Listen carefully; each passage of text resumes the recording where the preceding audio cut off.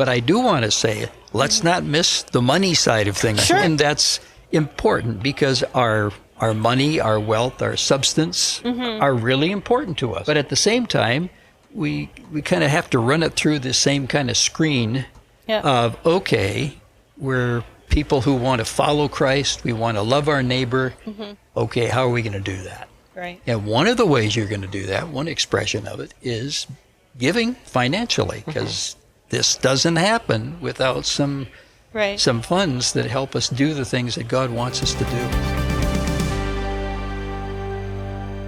This December here at Trinity, we are taking a deep dive into Charles Dickens' novel A Christmas Carol and looking at the ghosts of Christmas. And just looking at how this story reveals to us the importance of generosity, both now, in the present, in our physical lives, but also the impact that it has in our spiritual lives. And actually, this coming Tuesday is actually also Giving Tuesday, which is a day that's sort of designated to celebrate and to practice generosity. And so in line with those themes, I thought it would be great to just sit down with a few members from Trinity's congregation and talk about what is generosity and how do we practice that. So I am really excited to welcome Liz and Dave and Bob to the podcast. Thank you all for joining me, folks. Thank you. To be here. Okay, so we're just going to dive right into it. And my first question is just, what is generosity? What does that word even mean to you? Do you want to start us off, Liz? Sure. I think at its sort of most fundamental level is giving without an expectation of anything in return. It's just a sort of altruistic gesture that you make. Yeah, okay. Yeah. Either of you want to add anything to that? I guess I would only add it's usually oftentimes an expression of your helping, helping somebody that has a need, or could be just cheering somebody up. It's usually something we're doing a little bit. Sure. Yeah. Okay. Yeah. I think Dave, to sort of tack onto what Dave said, it's when people think of giving, many people think of financial giving, but it's also your time, it's your talents, it's giving of self, and that's also very important as well. Right. Yeah, for sure. And do you think generosity, it's sort of one blanket word, but do we feel like it looks the same for everybody, or is generosity maybe individually tailored a little bit? Yeah, I think it is tailored because, the biblical example of the widow's mite, where the widow comes and gives, she gives not of her excess, but of her poverty. Right. And to me, God has blessed all of us with individual elements, whether it's your spiritual gifts, whether it's some people are financially better than others, and I think thus our giving, our generosity is tailored to who we are, who is God is innately given to us. Sure. I just add too that it's really it's a gesture that God has given us much. He's created us. Yeah. And it's probably not surprising that God expects us to follow God's behavior. Right. We can't match it in the dimension, but we can do it. Yeah. And that's why I think for many people, they want to be generous, because it comes out of that. Right. And and at the same time, there's a pragmatic, in most cases, I think, or in many cases, when you're generous to someone else, you get some satisfaction or feeling. That isn't the reason you want to be generous, but it's kind of a payback that just happens. Yeah. I remember I was in Europe in one of the countries that was in just a terrible mess, and a little boy, he was 10, his arm had been broken by a soldier. They were living in a school gym and so forth. And when he got a piece of chocolate from somebody, and he turned to me and he wanted to share it with me. It was one of the most genuine expressions, I thought, from a boy of about 7 years old. Right. Yeah. Yeah. What do you think, Liz? Well, I think, yeah, I agree that it's generosity sort of flows out of who we are individually and what we've experienced, and also sort of, to Dave's point, in recognition that, we've received so much from God in so many ways, and not just financially, but in the relationships that we create and the opportunities that come our way. And so, when we are generous, it's out of our own, what we have to give, right? And so for some of us, it's financially, whatever that level is. And, for others, it's, they're sharing their wisdom and or their time and volunteering. We've got the parish hall and the kitchen right here behind us, and there's a team of volunteers in the kitchen who you're making coffee and setting out the cookies. And I think that everybody has different ways to give and has the ability to give too. And it's, for Christians, it's rooted in our recognition that everything we have is a gift from God, right. And generosity is our way of sort of expressing that, the thanks that we have for everything that God's given us. Yeah, for sure. Yeah, I think, you both Dave and Liz, you've sort of touched on this idea that our generosity comes first out of the generosity of God, right? That God has given us so much, and so we sort of give a portion of that on to others and back to God in the same sort of way. Are there other things that you think sort of prompt a life of generosity, maybe for you individually or for us as a church? Well, I think Dave touched on this. The joy is in the giving, and time and time again, I see that in my own life. That again, it's not why we give, but there's the joy that comes back from the giving. Right. Personal example. We have the relationship right now with Trinity with Nueva Frontera, but we've had a long-standing relationship with Honduras that goes back to 2000, maybe even a little earlier.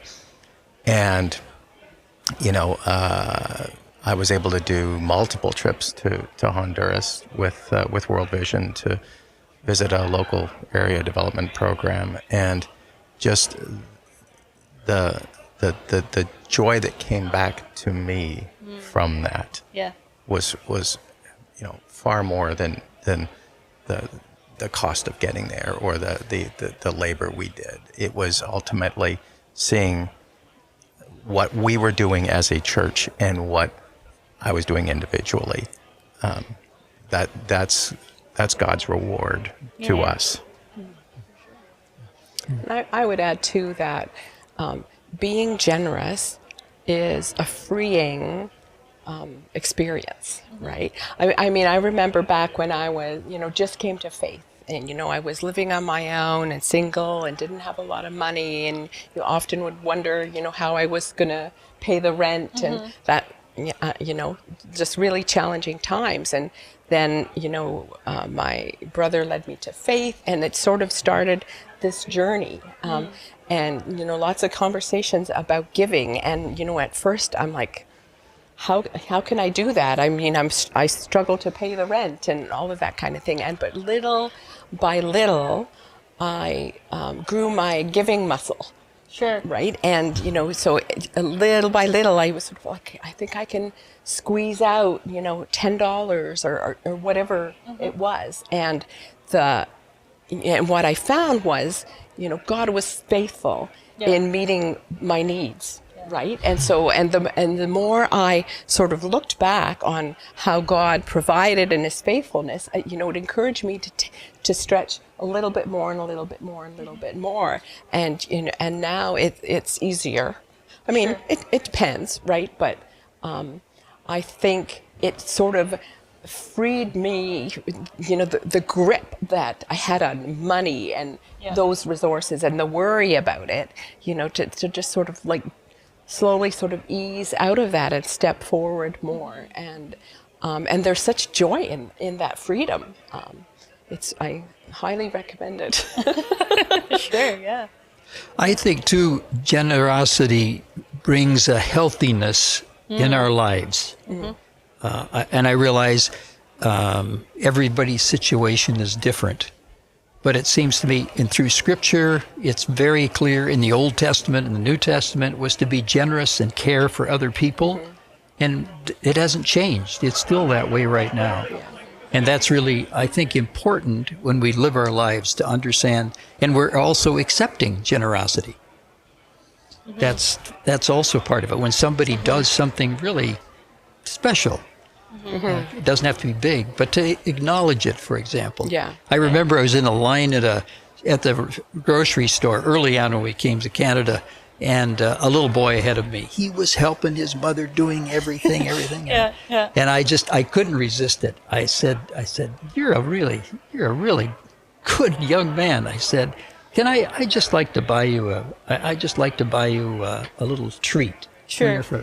And the lady behind me said, "Now what are you doing now? Now you're spoiling him," or something like that. Just kind of knocked the wind out of the whole thing. Sure. But I do think those moments where we can express is really important, whether it's tangible or just a word. Sure. Because so many people in our busy world oftentimes don't have very good conversation. Yeah. And they're not often always seen either. Yeah. It's important. That recognition piece is really important. Yeah. So we've started some storytelling already, but maybe can you share a time of when you were blessed by someone else's generosity? What has that looked like in your own lives?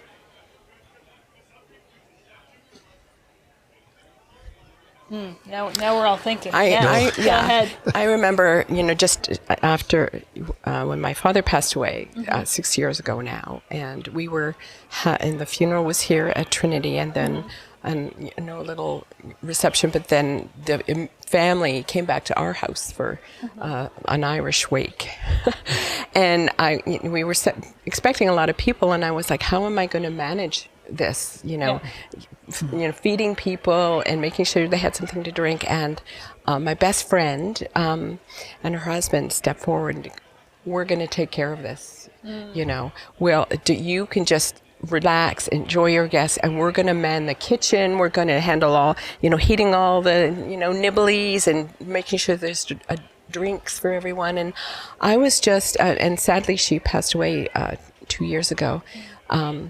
But her legacy lives on, I can tell you that. But I was just so, I wasn't really surprised, but because that was her nature, and she was a generous person, but it made such an impact on me and Al and Alex, to be able to spend time with family, and and when one by one family members would wander into the kitchen, to talk to them and find out who are these people, and but it just freed us up to really have a space to honor my father as family members, and it just it brings me to tears just talking about it now, even after 6 years. But those actions have huge impact, and sometimes with eternal consequences too. Of course, yeah. I do remember, and it kind of building a little bit on what you were saying, Liz. This is many years ago, but I was fairly new to Trinity. I guess I'd been here about 4 or 5 years, and my oldest daughter had to go into Sick Kids for some pretty significant surgery, and she was under for 13 hours, and out of the blue, I get a call from Harold Percy, and he said, "Listen, I'm coming downtown. I just want to spend time with you and Sue. tell me where you are. Went out for a coffee, and just had a long talk. And that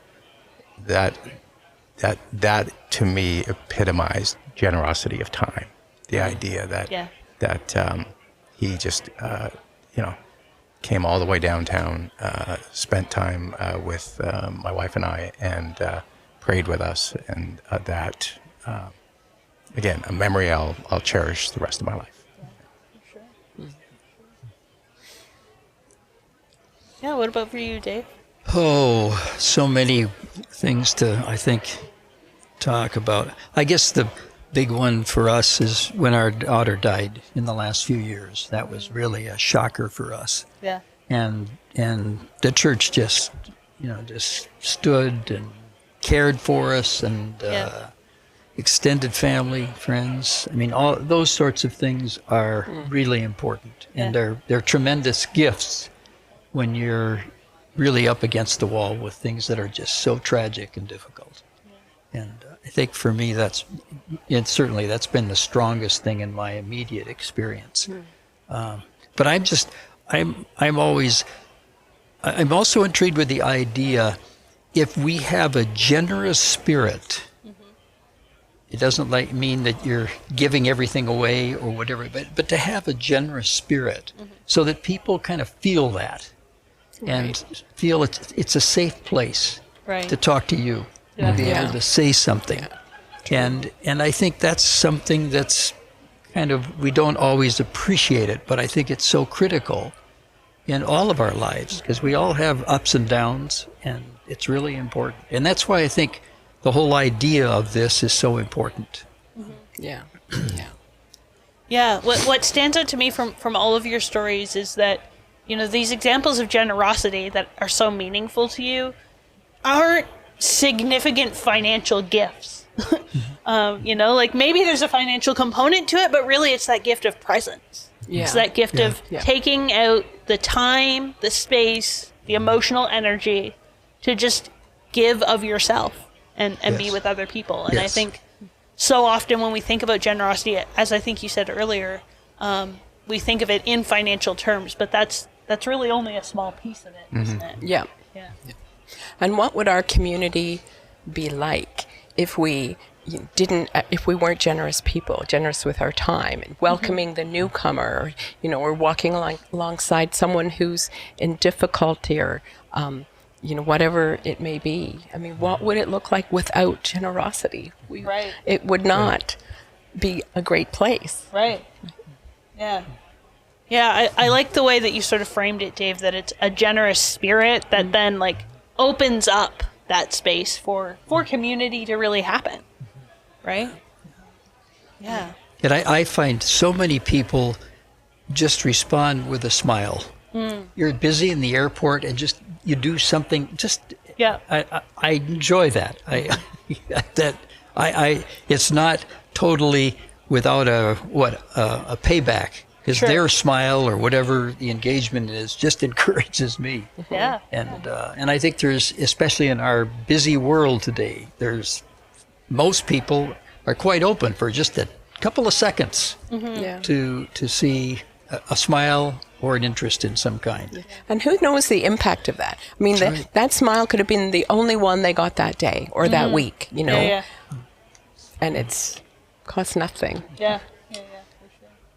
But I do want to say, let's not miss the money side of things here. We got a campaign coming. Yeah. That's true. That's true. And that's important, because our money, our wealth, our substance are really important to us, and obviously, but at the same time, we kind of have to run it through the same kind of screen of, we're people who want to follow Christ, we want to love our neighbor. Okay, how are we going to do that? Right. And one of the ways you're going to do that, one expression of it, is giving financially, because this doesn't happen without some funds that help us do the things that God wants us to do. So I'm excited about this campaign. I think it'll be great. We have lots of opportunities, and our church and the wider community that we're working in, they're looking to us to be able to help, and and as well as what we're doing within our immediate church community here, with all the opportunities we have there as well. Yeah. Well said. Yeah, and we've mentioned a few times throughout this conversation the idea that we're generous with others, and we try to bless other people, but actually it does bring benefit and blessing on to us as well. Like, I can think about, when I'm generous with my time, volunteering with someone, with an organization, or just spending time with someone, like, I reap the rewards of that relationship as well. Or when I give financially to a church or to another organization, just getting to read the stories and the impact of that financial generosity. So just wondering if you can share, how have you been blessed by being generous and giving what God has given to you?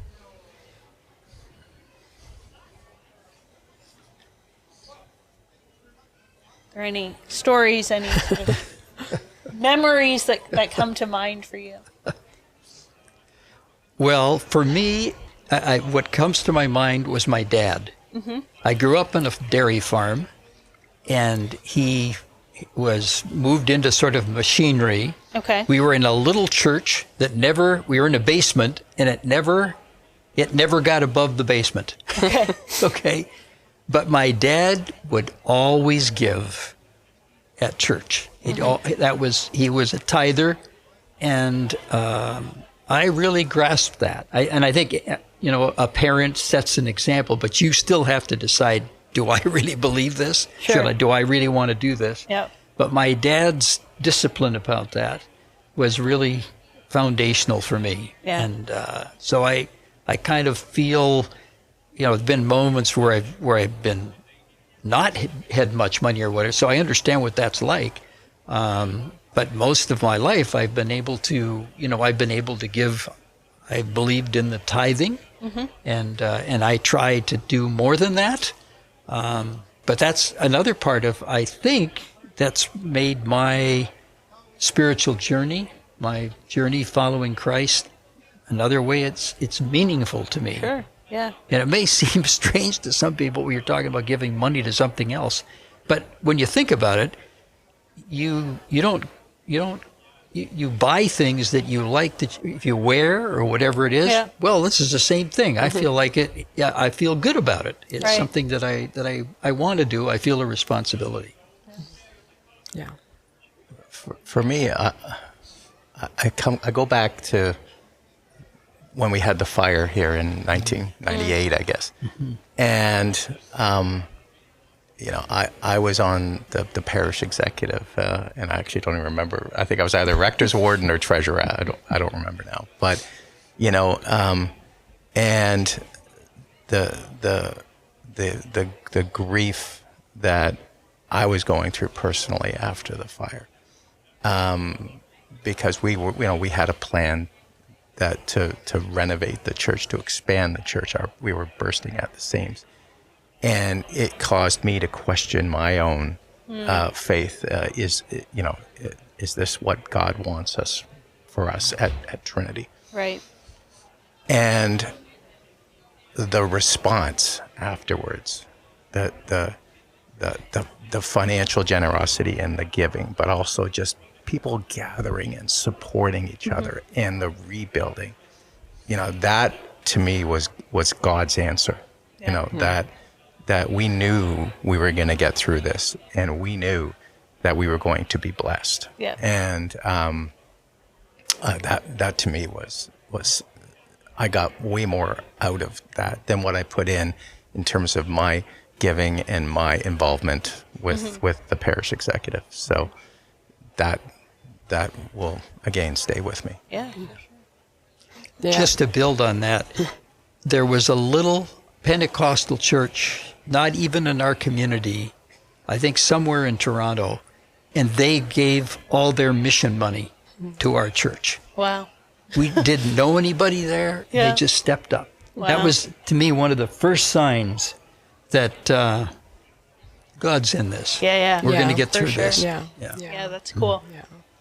I I look forward to now in my role. I see lots of financial information and stuff, but it's always astounding to me when I see my own giving statement. We send them, or tax receipts, probably better.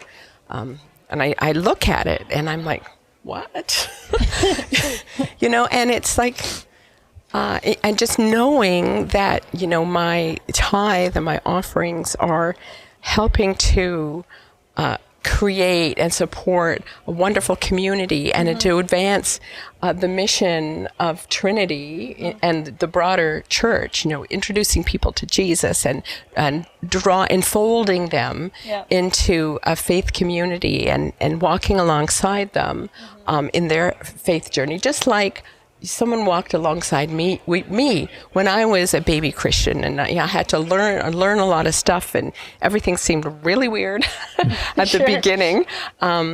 But just being part of that story, and all the journeys of different people, and just helping to support that in whatever way, God, invites me to do that, right? Whether it's financial giving, but lots of other ways, at being part of this community or any faith community. I mean, that's just the best gift that you could have, right? For sure, being part of the kingdom in this way. Yeah. Well, thank you all so much, folks, for your generosity and giving me some of your time and your stories, and just sharing the ways that you have been impacted by the generosity of others, and that you have been able to extend that gift. Thank you so much. Thank you, Kylah. And for those who are watching, I hope that you were able to pull some nuggets, some inspiration from this as well, especially as we move into this Christmas season, that you would think about how you can take what God has given you, whether that's finances or time or energy or other gifts, and extend that back to others. So we'll see you again for next week's episode of Trinity Talks. Till then, bye.